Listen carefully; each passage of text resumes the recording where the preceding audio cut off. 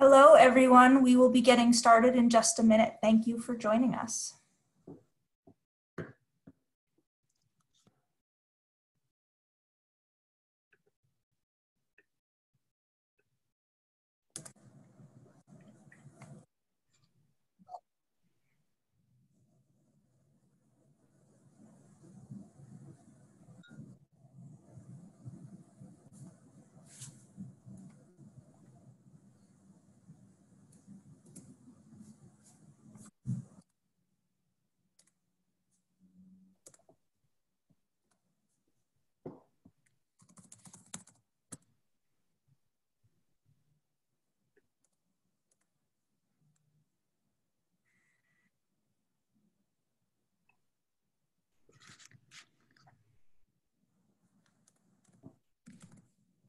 Welcome to the Shared Value Initiative's 2020 Speaker Series, Resilience Reimagined.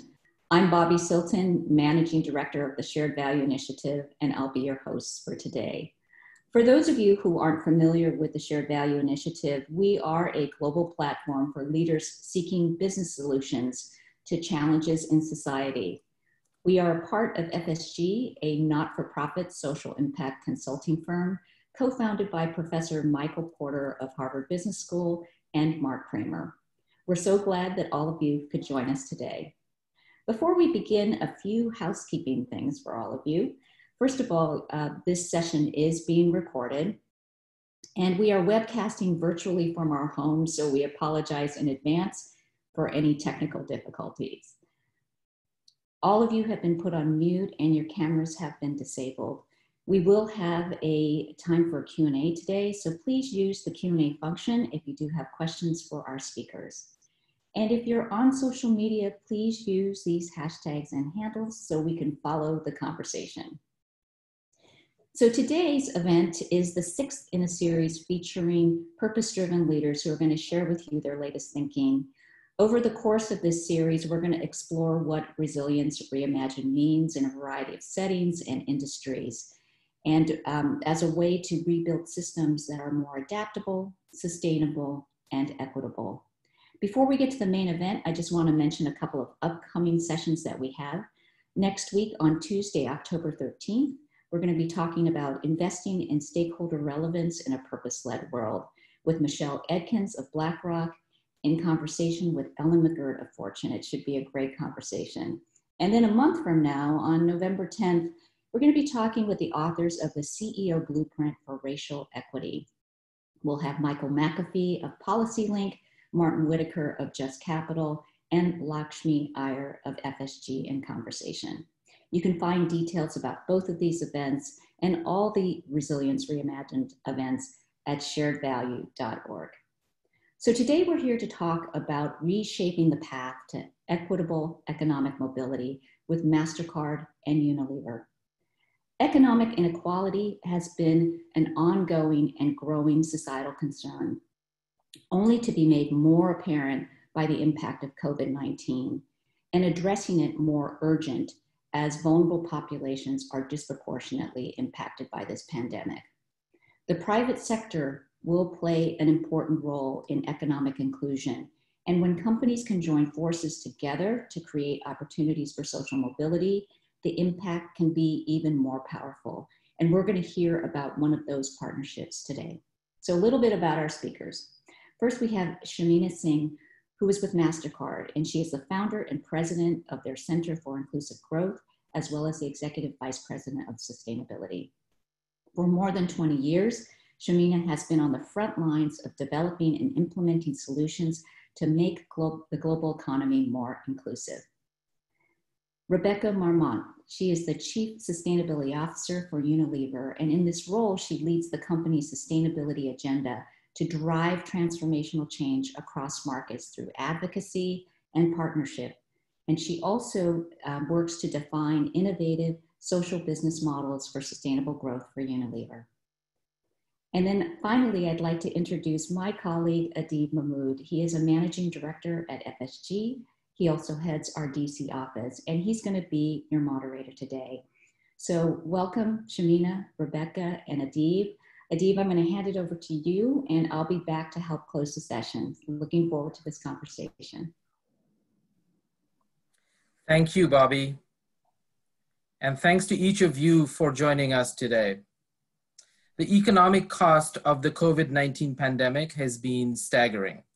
After a period of significant economic growth, in the second quarter of 2020, the US economy recorded its steepest quarterly drop in economic output on record, a decrease of 9.1%. And just to put this in context, before this, the quarterly GDP had never experienced a drop of more than 3%.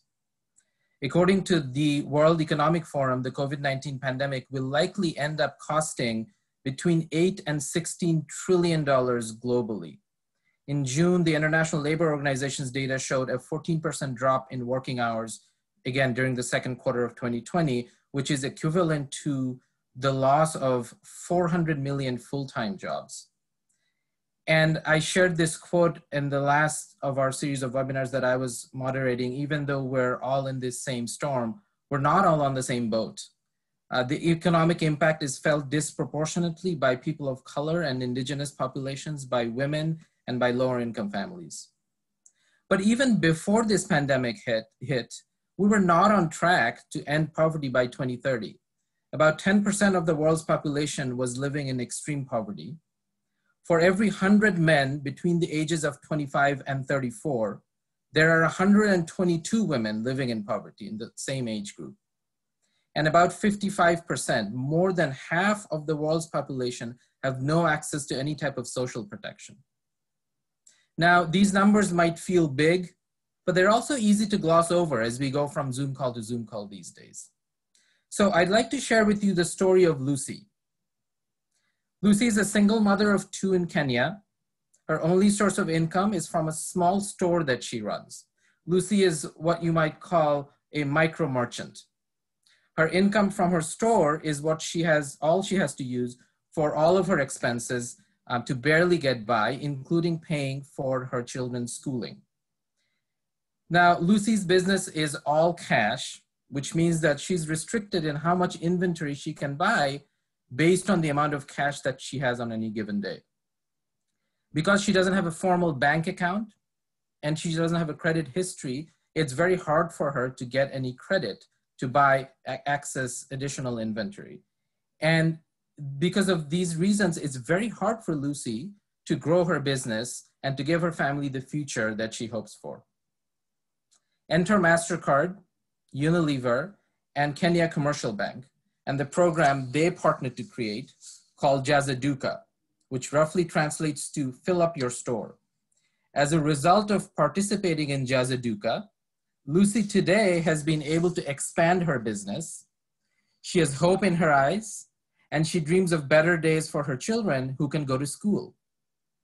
So today, as Bobby said, we are very excited to have Shamina and Rebecca to share with us the story of this partnership, the Jaza Duka partnership, which we're going to get into in a minute. At FSG, our work with companies on shared value shows us every day why partnerships are important.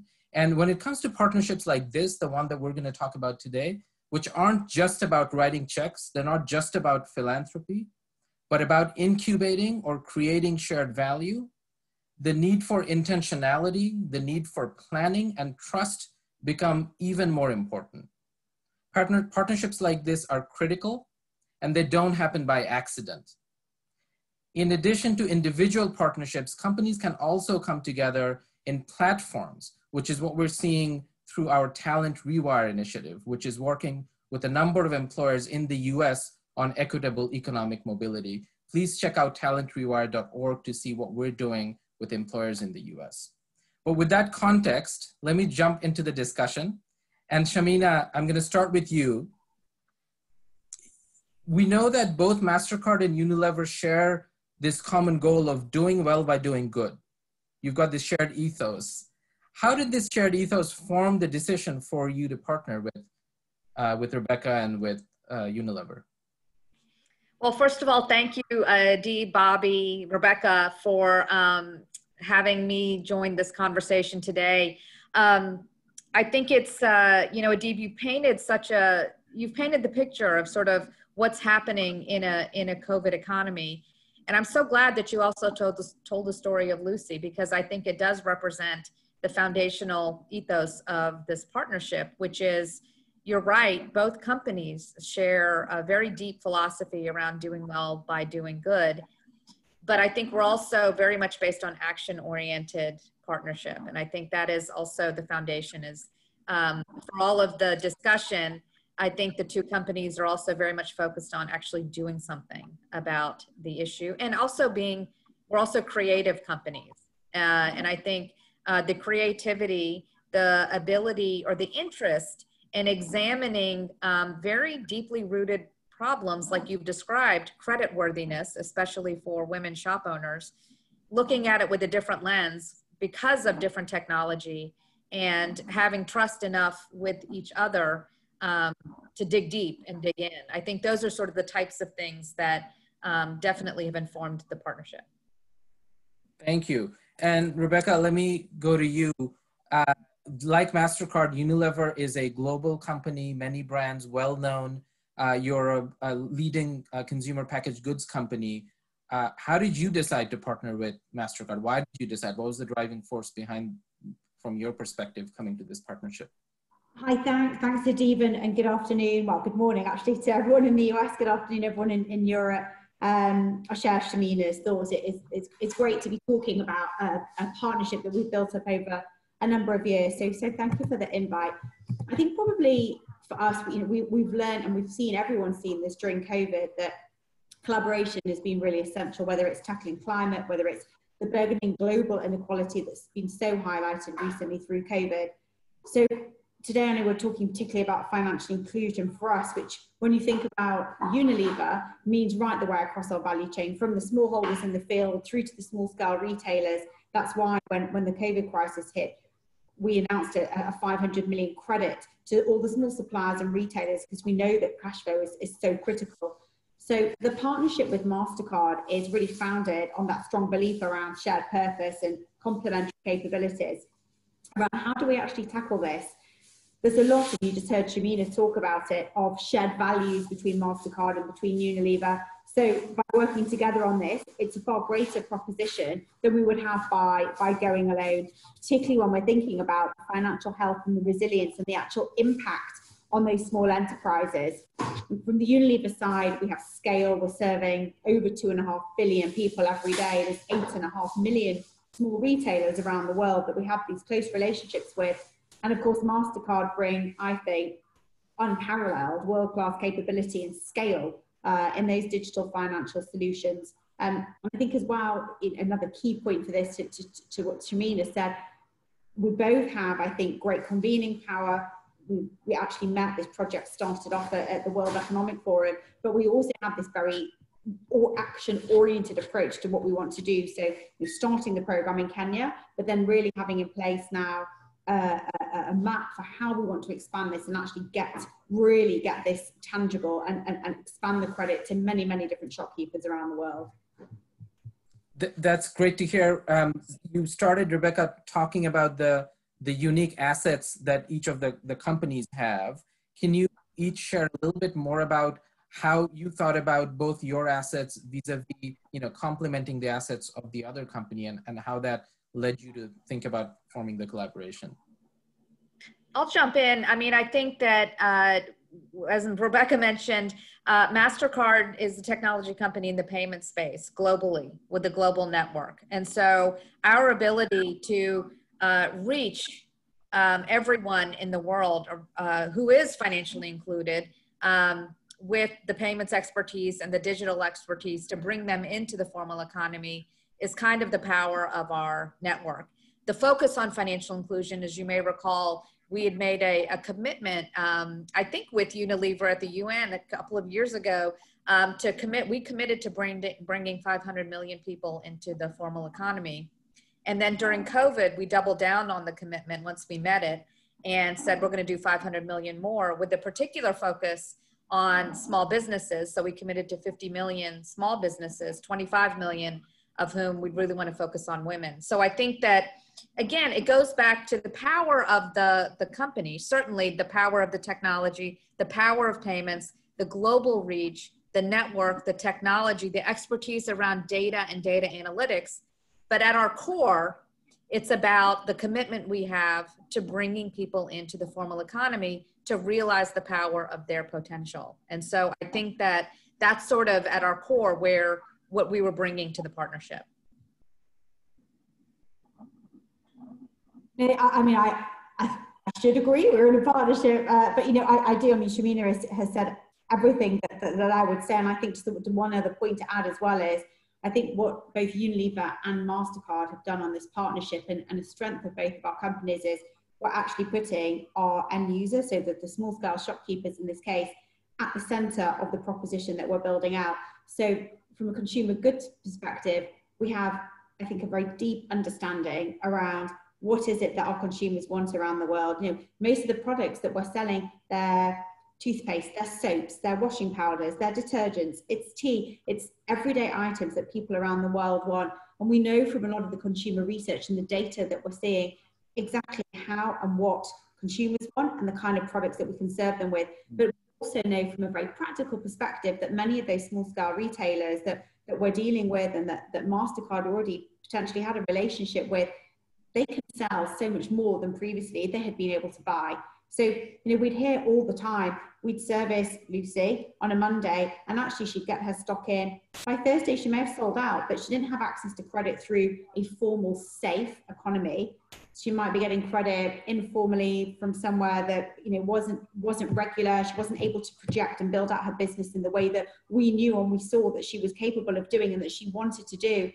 So I think bringing together the consumer understanding and insight and the lives of the shopkeepers and how on a day-to-day basis they were servicing and financing the business with all the expertise that Shamina was talking about, and of course backed up by really strong evidence and data. So really being able to understand, when were you paying for the product, when were you selling that product, when, if you had the opportunity, might you be able to sell it a second time that week, understanding consumer shopping patterns, what it is that they're looking for. You know, and I think although we're two big global companies, the localization around this, understanding that maybe in one city market day might be on a Tuesday, but in another city nearby, maybe on a Saturday. So there may be different shopping patterns and buying patterns. I think it's that mix of insight and consumer understanding backed up by real data and the structure and rigor behind that data that enabled us to be able to do this together.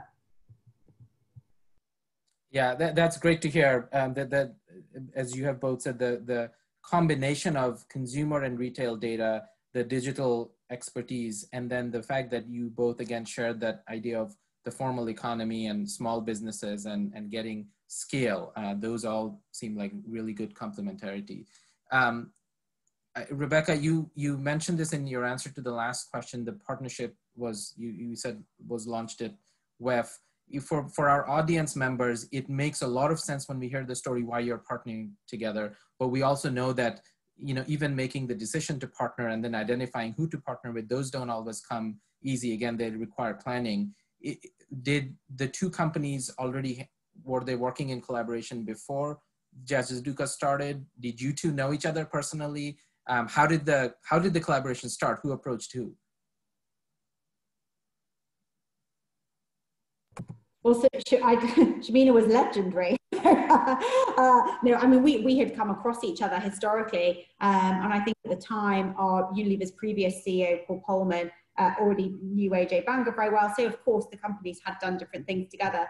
But actually, to Shamina's point, what we wanted to do was to formalize that relationship. So two key forums, I think, at that global level. The first is around the World Economic Forum at Davos, but we also worked together on a partnership called the CEO Partnership for Financial Inclusion that is led or championed by Queen Maxima of the Netherlands, and she's one of the SDG advocates around financial inclusion. So there were lots of different touch points, I think, across the ecosystem. But I think, to the point we said before, I think what made this partnership special was there were, at a very senior level, at CEO level, the support and the will and the buy-in to want to do this, but actually where the rubber hits the road is on the ground. And I think building up those relationships, particularly in Kenya, where we've been working together on the pilot, has relied on the local teams getting to know one another and to build up that way of working and that shared understanding. So I think that was really hugely important for us. I mean, I would say as well, when you look back at how this program has grown since 2017, we would never, any of us, have anticipated what would have happened with COVID. But I think because we always started this partnership with shared values, but it was never intended to be philanthropic and charitable in nature. It was always intended to deliver on financially and commercially for both businesses on this shared belief that we have around doing well by doing good. So I think the fact that there was this longer-term win-win sustainable business case, which was shared both globally but also at a local level, was hugely important for us. I could just chime in. I mean, I think that you may tell that Rebecca and I also have a very deep friendship. And so that's built on a deep respect, not only for the work of the company, but the work of Rebecca as leading the CSO function at Unilever. So there was a history of that kind of sort of admiration from a distance in terms of you were operating in your sphere doing really wonderful work. We were operating in our sphere working very hard. And so there was a real desire to say, gosh, if we brought our forces together, what might that look like? And we can talk about the impact on the ground, which I think has actually been quite significant. But that partnership also actually seeded, I would say seeded, the Queen Maxima's CEO Partnership for Financial Inclusion, because Unilever and Mastercard actually went first. And we asked Queen Maxima to serve as a witness to the signing of the MOU between our two CEOs. And that ask, she wanted to know, what is this? What are you guys doing? And things like that. And she said, can we do this across other companies? And that was sort of the foundational beginning of this new organization called the CEO Partnership, which is comprised of 10 major global companies who are all focused on financial inclusion and all focused on partnering in the same way. But the one piece I want to add to Rebecca's about the focus on commercially sustainable social impact is that there is a role for philanthropy in this program. And the role for philanthropy from the MasterCard side has been on the training and the education of the shopkeeper. So as the two companies have really focused on building out the credit proposal and delivering on the promise of credit, what we also know is that in order to grow this program responsibly, we had to build in an education and training component for the shopkeepers in a very culturally competent way. And so the role of philanthropy in this space has really been working with on-the-ground trainers, on-the-ground curriculum development, on-the-ground contact with the shop owners. And what we found is that these trainers, if you will, became translators too. So because we were working on a very unique program, the trainers ended up really helping the shopkeepers understand the power of formal credit, the power of the bank account, the power of the program, and why their participation and the training on the program guidelines was extremely important. Because of course, with credit comes, they'd known this through informal programs, but interest rates, rankings, ratings, blacklists, and things like that. And so I think that the power of the philanthropic investment here was to make sure that each shopkeeper had the benefit of training on a very specific program and product, if you will.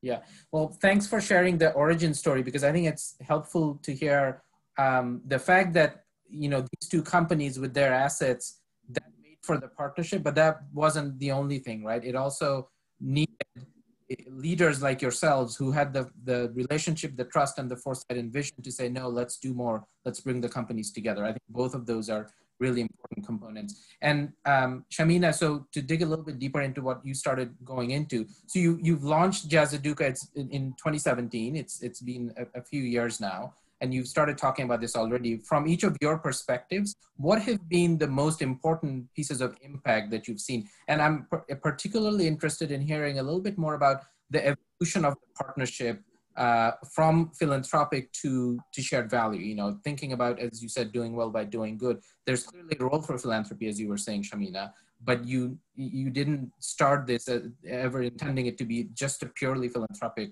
initiative. How has that been received by your colleagues on the commercial side of each of the companies? And yeah, what's the impact that you've seen so far? I have the numbers, Rebecca. Do you have, I can go through them unless you want to. Okay. So right now, from what I know, and again, these are from our side of the house, so Rebecca might have different numbers from her side, but we know that out of a pool of 40,000, more than 20,000 merchants have signed up. There have been over 220,000 orders since launch, and the average transaction value is $33. We stopped when we got to about 20,000 because of COVID. And so when COVID hit, we actually pivoted the program and have found that the Jaza Duka members, because of their knowledge of credit and of buying over time, have actually fared much better than the non-Jaza Duka participants. Interesting. And so the stability of their businesses, we're actually starting to see. On the training side, we have 18,000 merchants who've accessed the free digital training. And I think I said this before, but the pairing of the training with an actual solution, I think has been formative in the process. But the impact has been quite massive. And we can talk more, but we're actually building on the program in a big way in India. So Rebecca, but defer to you in terms of, because you all did actually, you did a poll soon after it started and really got some learnings from the merchants that I thought were fascinating. Yeah, I think just also to build what Shamina was saying on the impact of COVID and the fact that the stores that had been exposed to the Jaza Duka program were and are more resilient. I've got some extra stats that came in on that as well, but what we did was the stores that had actually really demonstrated good understanding and good credit behavior, we were able to cut the debt thanks to the Mastercard investment, which, as Shamina said, that's the mix I think that is really important of, it's a bit of a blended finance program. So sometimes there is some input from Mastercard on the philanthropic side to, I guess, just to really to prove the business case around some of these programs and to really help with the training, because a massive learning for us, both of us, was around the behavior change. So although the business case is crystal clear, we were working with small scale retailers to actually change the way that they go about doing their behavior, behavior that's been there for a long time. So as Shamina said, during COVID, we saw the teams that had really been through the specific training and the teams that knew how best to understand and manage their finances were the most successful and profitable during lockdown. So we looked at that and we rewarded it. There was a 50% discount on all the hygiene products that went to the stores that had performed at the best, the Dukas that had performed the best, that they were getting vouchers and things like that to really help them with that cash flow and to be able to keep up and running as they were going. So I think as we have looked at the program, one of the key things for us has been able, as Shamina said, to be able to pivot and to listen to the kind of feedback that we've had and to be able to respond in real time. And of course, because all of this is done digitally, we've been able to do this much more quickly and efficiently than we would have been able to do, 2 or 3 years ago before we launched this program together. And I say, for me, those are really two really big learnings. So I think listening to the feedback on the ground and the teams and understanding actually who are the influencers in a local community, who do we want to talk to really make sure that this training lands, being agile and listening to their feedback. And of course, we're then seeing as well is what people say and reflected in the data and the way that they're operating and running this program. And then the second part of that is then acting on that. So sometimes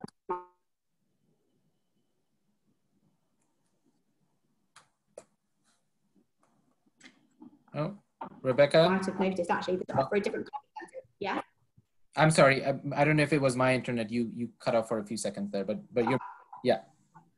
Yeah, so I was saying, yes, sometimes, for example, we might need to change some of the incentives, or we might need to think about changing some of these nudges so that we can really drive adoption at scale.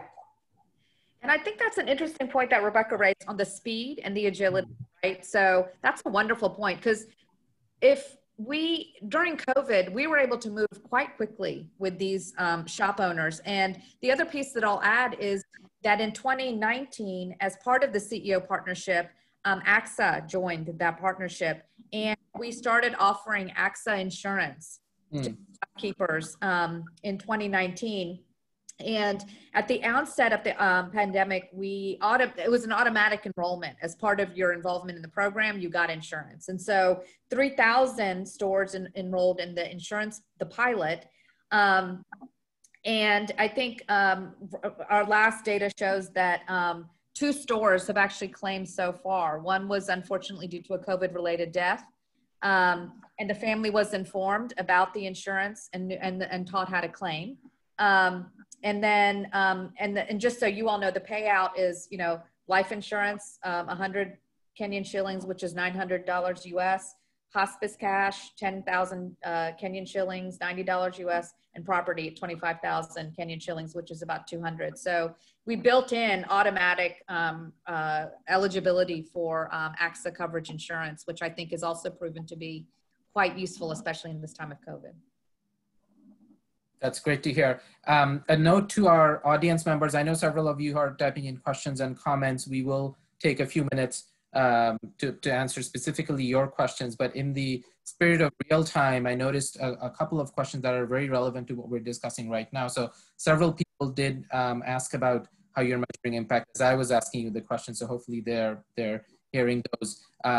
Several people have also asked about other countries, and I think at least one of you mentioned this when you were talking about impact, that this has influenced you to think about how you might even expand this. So people have asked about specific countries, about India and Guyana. Someone also asked about if you're doing anything similar in the US, in a developed market.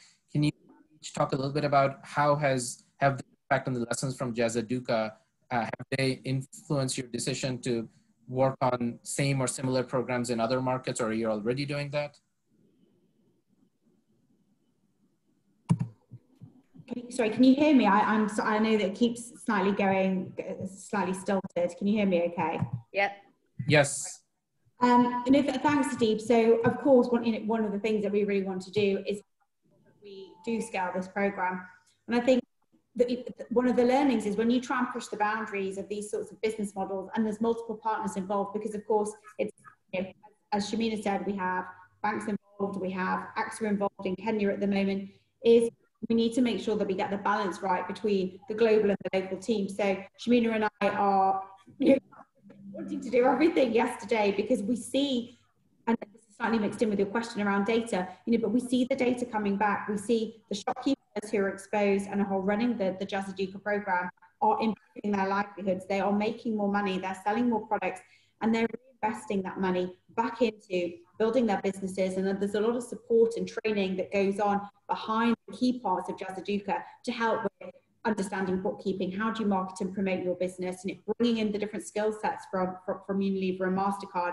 So we know we see these businesses growing, that the program is working. And we particularly seen as well that actually it's women-owned small businesses that are particularly benefiting from this. And I think there's a whole host of different reasons, but, you know, part of that is around because it's digital and because the shopkeeper themselves is taking that responsibility and they're in charge of the program. It's very easy for female shopkeepers to be able to access the Jaza Duka program, whereas perhaps traditionally they may not have had a formal bank account, or they may not have had a whole host of different reasons, the opportunity to go into a bank, to open up an account, to get credit through that system. This digital program enables them to do that.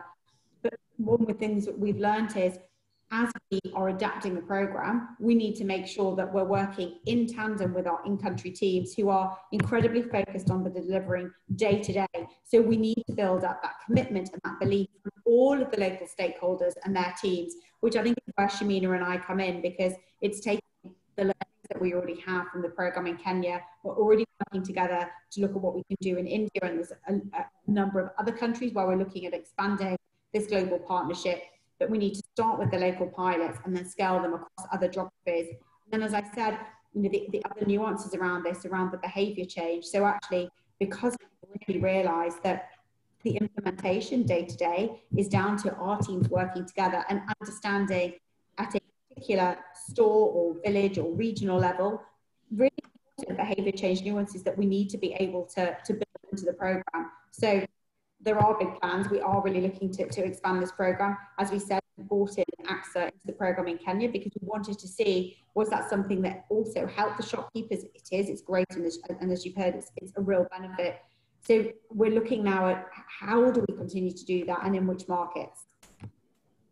Yeah, I would say also, I think because of the partnership, we were able to move pretty quickly in India too. We started an immediate program for very small shopkeepers in India, not necessarily built on the credit program, but we knew that then the shopkeepers needed something in India. So Unilever gave free hygiene products. We invested in a lot of the PPE and also in a training kit, basically a hygiene kit to get small shop owners going in major markets in New Delhi, India. But that's sort of a piece of an ability to sort of quickly do something else once you have a muscle going on a different kind of program. But I think the prospect of India is massive. And so I think that, you know, to the extent that we started in Kenya with a pool of 40,000, I think we're looking to India to really, you know, we'll start small and get it right, as Rebecca was saying, with the local teams.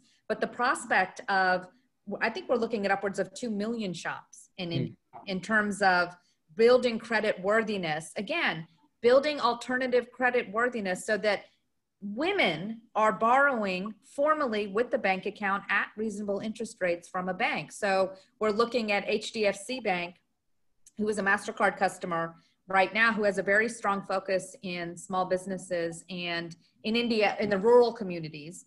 And so we're working with them and Unilever on building what we think will be a scaled form of Jaza Duka. But in the end, a big focus of this, again, will be on women. We're looking at partnering with government organizations and things like that to say, how do we make sure we're creating the system of credit to benefit women's unique situations? And in this case, access to collateral. So they can't put the tractor up as collateral because it's not in their name. And so how are we looking at buying behavior on the Unilever platform as proxy for creditworthiness? It's I mean, it sounds very simple when you say it, but the fact is it's not something that's done regularly around the world, frankly, including in the United States. So, we have big hopes for India and many other countries to do this in. Yeah, great to hear about the plans for expansion. And I find both of your comments about the fact that those who are participating have fared better in the COVID world to be fascinating. Nobody planned for the pandemic, but the fact that you now have that data and can see that there is more resiliency in shopkeepers in a pandemic like this is great to hear. I do want to go back to the theme of the partnership. And you said, Shamina, that it may sound simple when we're talking about it, but it's not actually. Like this, you know, there's careful planning, you need patience, you need investment, you need trust, as both of you have talked about. And we know that these partnerships, sometimes, you know, partnerships can be partnerships on paper. You know, you sign something, you do a press release. This is not one of those, but it also means that there were probably ups and downs along the road. There were probably obstacles or challenges you both faced. Can you share a little bit about maybe what some of those challenges were and how did you address those together as partners? Well, my hair is gray for a reason. So I think that it used to be black like yours, Adeeb. But I think that Rebecca has turned my hair gray. Let's say that. But I think that I think you said it at the beginning, Adeeb. These are important programs and they have major impact on real people's lives. And so going into this lightly as a paper exercise is it was never even on the table for us, which is why we started the partnership in the first place. And so I think, and what that means is, it takes time and it takes planning and it takes a lot of work on the ground. I can't overemphasize how many staff hours on both sides have gone in to being on the ground, working with the local partners, working with the local businesses, figuring out alternative business models, convincing your CEO and your P&L leads that you need a longer horizon to achieve a P&L, but your impact will be even further. So creating a set of customers today that may not pay off in the same way other customers pay off today, but you will have a relationship with them and their families and contribute to building a much larger business ecosystem down the road. So it's this ability to manage short-term and long-term at the same time that I think is what you're hearing in other conversations around stakeholder capitalism and the like. And so I would just say that we take the work very seriously and understand that this is real people, and that we have a responsibility and obligation to do the absolute very best that we can by them and for them. And so that means that this is a long-term relationship and a long-term plan that we have to be focused on. Yeah, I mean, I couldn't agree more. I think what does make this partnership so special, but also, as Shamina said, makes it hard work is, this isn't two teams sitting in London and sitting in New York and, rolling out a mass market, really easy to implement campaign that is going out. We're working with shopkeepers who are so frequently, they're often the lifeblood of the local community. It's where people go, they go and pick up their stuff each day. The shopkeeper knows so many people in the local community. Whether you're in the developed world or developing and emerging markets, that person, everyone knows that their local shopkeeper. And what we've been trying to do is to open up this opportunity for them to be able to buy much, much more products. So all the product that they could potentially sell rather than what they could initially afford. So although the proposition is really clear and it's something that we know that people want, it's also, it's a change for somebody, and actually influencing that behavior change. And Unilever's done this with the health and well-being portfolio, getting people to wash their hands or to clean their teeth or to adopt a healthier eating pattern. These things take time. And so running and operating your business in a different way takes a little bit of time to get used to. And you just said that's about building the local trust. It's about working in a slightly different way to perhaps what people have been used to doing for years and years. I mean, I think you can see from listening to both of us, we're personally really invested in this because you know that when you do it properly, it does really have a positive impact, not just on that particular shop, but actually we know, and I'm sure lots of people on this call know, people working in development, we know that when you particularly invest in a woman in the community, she will put that money back into investing in expanding her business and in helping her family. So there's so many positive spill-on effects of being able to help her to grow her business, but we need to do it in the right way that is responsible, as Shamina said. And this isn't necessarily just a one-size-fits-all. Understanding those nuances, being able to be agile and to change and adapt the program as and when we need to, but at the same time, not losing sight of the long-term goal that we have, which is to scale and to do this rapidly. And I think coming from companies like Unilever and like Mastercard, who do operate at scale, we serve a third of the planet every single day.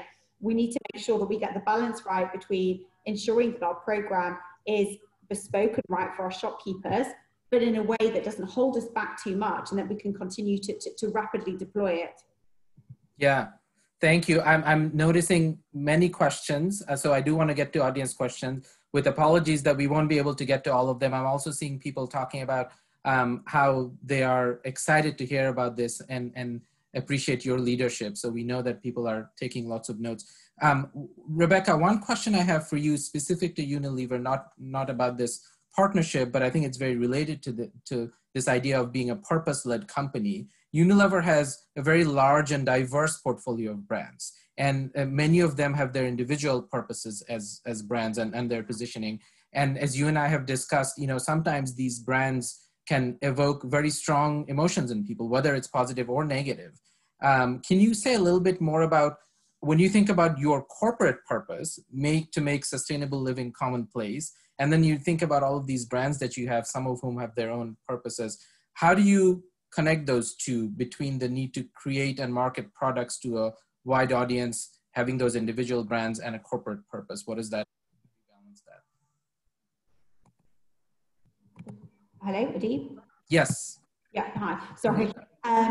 So you are right. So Unilever started way back in Victorian Britain. So our founder was a guy called William Lever, who started a soap business.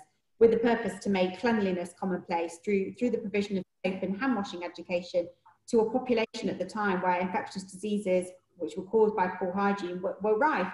And that essence has continued all the way through to the current day. And as you said, Adeeb, we now have this purpose around making sustainable living commonplace. And we bring it to life through our strategy and operating model, which we call the compass. So we didn't have a separate sustainability plan. It's all integrated into one operating model. And then we do have three core beliefs: brands with purpose grow, people with purpose thrive, and companies with purpose last. And so what's absolutely critical for us is making sure that we bring to life the sustainability focus right the way through everything we're doing. So we talked a little bit earlier about, this is a long-term project, the one that we're talking about today, but the way that Unilever orients itself and runs its business is on the short term. I don't need to tell everyone here, talking about a shared value system, that we really try to adopt a multi-stakeholder model. So we know that when we act, we can be good for our employees, the society, planet, all the different types of stakeholders. It covers vast different kinds of possibilities and business models when you operate in a way that really brings a much wider benefit to everybody. I think in particular, response to your question about the brands. So all of our brands, our consumer-facing brands, have set out very clearly around their brand purpose, and they're working to demonstrate that the way that they bring that purpose to life needs to be integrated right the way through the life cycle. So it's thinking about, where are you sourcing your products? Who are you sourcing those products from? What happens in the manufacturing process? What's the environmental impact? How can you grow the business in a way that isn't just minimizing environmental impact, but actually is regenerative for the environment, that really brings positive social impact? So when we look at how does that translate into the work that we do with the brands, we have the brand purpose at the center, based around a four-pronged matrix. So we look at, how does that purpose help to grow the brand? How does it help to really grow trust? Equally, at the same time, how does it help to reduce or minimize risk that's associated with that brand, and also reduce the cost? So you'll have seen lots of Unilever's, I think, most famous purpose brands like Dove and Domestos, really put purpose front and center of the consumer proposition. And we know from a commercial perspective that that's really important, because we're tackling issues and we're really doing something at scale about the issues that are most important to that target audience. You're right, Adeeb. Sometimes some of our brands take a stance that is a bit more controversial. So Ben & Jerry's, which is one of Unilever's most loved brands, also sometimes takes on things that are a bit more controversial. So, for example, recently we had a big project in Europe where we're partnering with the International Rescue Committee on refugees and the right to work in Europe. So working at an advocacy level on ensuring that the European countries were able to expedite the right to work for refugees coming into Europe, and then partnering with IRC on job skills and creating jobs for refugees in Unilever's ice cream division, enabling them to set up and be their own entrepreneurs, and then bringing that to life through our advertising. So a special edition Ben & Jerry brand that we launched called Home Sweet Honeycomb.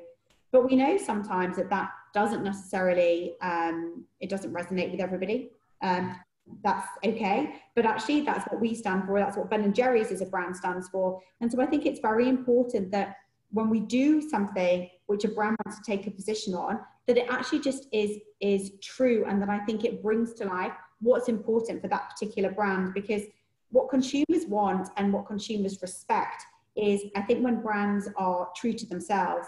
So it might not be something that particularly resonates with you as an individual. I think what's really important is that brands are true to themselves, and I think that's where brand purpose, I feel, really comes to life, and that we underpin all that by very strong corporate commitments.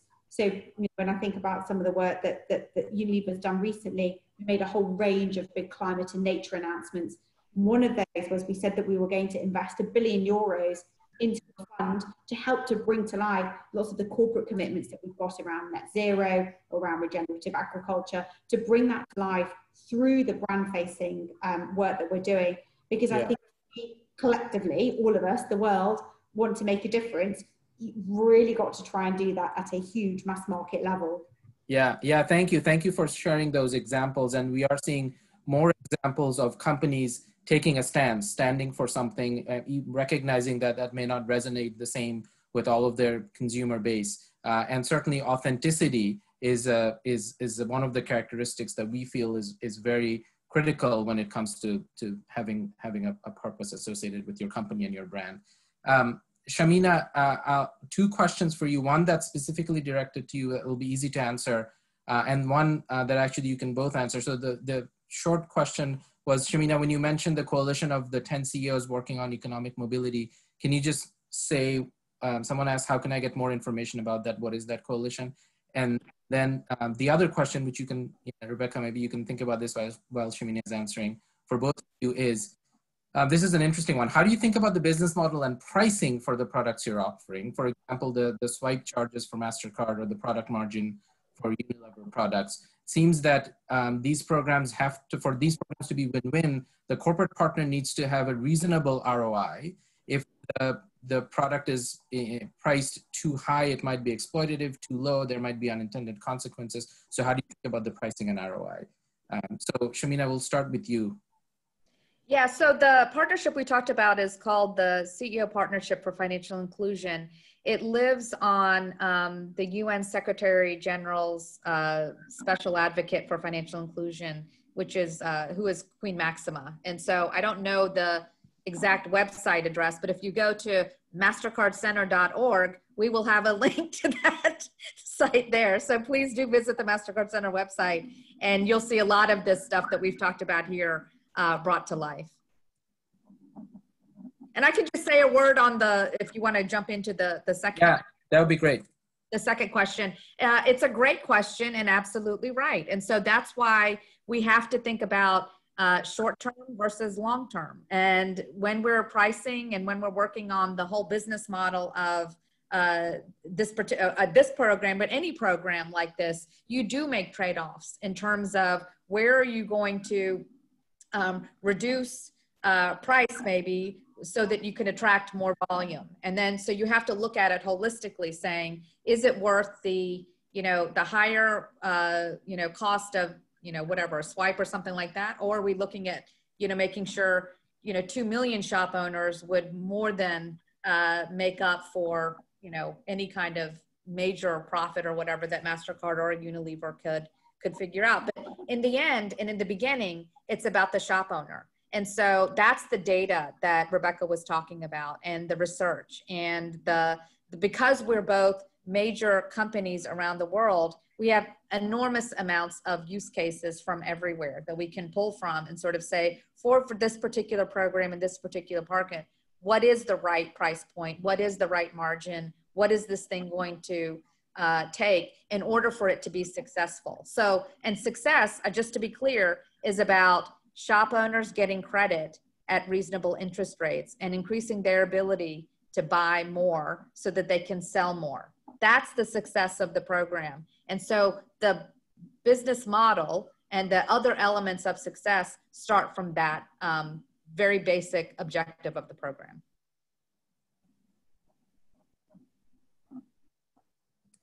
Rebecca, anything to add to that? Yeah, sorry, I was just coming off mute. Shamina is absolutely right. That's how we judge the success of this program. It's the number of shopkeepers that are taking up the Jaza Duka proposition. It's around seeing that the volume of products that they are selling is increasing. It's looking at how much credit they're able to build up.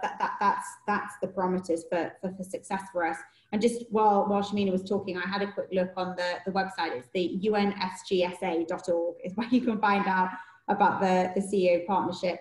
And as Shamina said, it is 10 companies. There's other FMCGs in there. Pepsi's involved. There's other organizations focusing on access to credit, people like PayPal. So if there are companies out there, this wasn't supposed to be a CEOB webcast, but we're very big fans of that partnership. I would say, yeah, have a look and get involved, because all of the companies that are part of that CEO partnership are working towards trying to help to roll out financial inclusion programs in different guises right the way across the value chain. There's programs that are looking at helping farmers with access to credit as well. There's programs looking particularly at different consumer demographics, at shop owners. So I think particularly in this COVID world that we're all now living in, where we're all dialing into this from home, the acceleration of digital and finding opportunities and ways for people to access the formal digital financial economy have become even more pertinent than they were 6 months ago before this happened. Yeah, thank you for mentioning that specific link, and I see that our colleagues have also posted it in the chat for those who are interested. This might be our last question, so I'm going to combine 2 or 3 of the questions that have come up about whether you're thinking about or already working through this model when it comes to economies, wealthy economies like the US and other developed markets. And in particular, people have asked about populations that have historically and systemically been excluded or marginalized, whether it's Black and brown populations or LGBTQ populations or other populations. So yeah, it would be great to hear.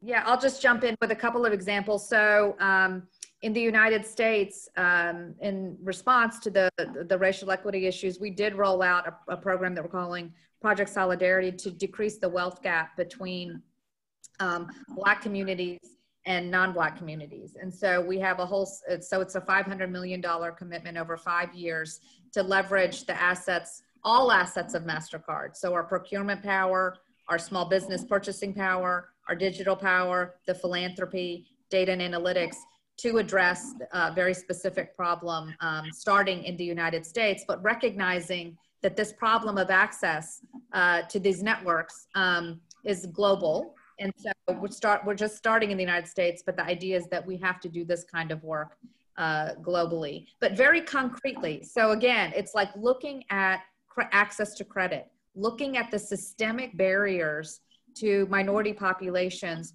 reaching their economic power. And so in very specific ways, companies like Mastercard have expertise that we're trying to leverage. And we're hoping that other companies will follow suit and not only give money to these programs, but also think about how the expertise of their companies can contribute to creating systemic change to these problems. I'll just say one thing about the LGBTQ piece too, because I think it's personally very important to me. We started a card program for the transgender community that actually allows you to put the name that you identify with on your credit card, maybe the name that you were, or is on your birth certificate. And so this idea of identity is also something like nobody would think that Mastercard has a role to play in identity, but we figured out a way that would allow transgender individuals to put their name on the card rather than another name. So those are the types of things that you have to be creative, but those are the types of things that companies like ours can do. And I think that last example from us, I think it's brilliant. It's such a cool thing to be able to do. I think in addition to everything that Shamina has said, the other thing that we're thinking about with this partnership is who are and where are the populations where our companies working together can really make a difference. So when I was saying, when we look at the value chain, there's a lot of work, for example, from the Unilever side at the other end of our value chain, which is thinking about smallholder farmers. So it might be about what are the barriers to the smallholder farmers who often may also come from marginalized communities. What are the barriers to them being more productive, and why is it? Often it can be around things like access to land rights, even legally being the person who has their name on that piece of land. How can we help with things like that? What is there around, is it financial inclusion programs? Is it social inclusion programs? Is it around changing stereotyping? One of the biggest things that Unilever can do with the world's second largest advertiser is we've made a commitment to unstereotyping our advertising. So actually thinking really carefully. And we've seen, by the way, interestingly, that when we do this, it also translates much better with consumers. But thinking about how do you show perhaps a woman in a traditional man's world? How do you show somebody from a different background in a position of power? And all those kind of subtle nuances, which actually help to influence normative change in society. And I think when you look back around how advertising has become much more progressive over the past 5 years, 10 years, and increasingly moving forward, it really can have a huge influence in the way that we all, because whether we realize it or not, actually have inbuilt perceptions and inbuilt stereotypes around people. So I think one of the biggest things we're doing is, and we're working in partnership with the UN to do this through the Unstereotype Alliance, is look at how do we commit globally as the world's biggest organizations and companies to make sure that we are unstereotyping in all of the communications that we're Thank you. Well, we are out of time, unfortunately. I'm so appreciative of both of you joining and sharing with us in such detail how this partnership had worked, but even more appreciative of the work that you both are doing as social sector leaders in putting equity at the center of your work, in taking such a intentional and systematic approach to thinking about systemic barriers and thinking about how not just by yourself, but through partnership with others, you can address these challenges. So thanks for sharing with us a great example. I know that many who joined, we had over close to 700 people registered for the webinar. Many are interested in this partnership and seeing what more will come from each of your companies individually and together. So thanks very much again. And I will now hand it over back to Bobby to close us off. Thank you, Adeeb. And thank you, Rebecca and Shamina. It was a great conversation and the hour went by very quickly, and just want to wish you continued success in your partnership and also the work that you're doing individually in your companies. So thank you so much for being with us today. And Adeeb, thank you for your great moderation of this discussion. I also just want to send a quick shout out to the Shared Value Initiative team, Rima Google, Alicia Dunn, Georgie Eckert, Sam Wallach, and Imani Hicks, all working behind the scenes to bring you events like this. And importantly, I want to thank you, our audience, for being with us today. We really enjoyed having you here, and we look forward to seeing you at another Shared Value Initiative event. Thank you again.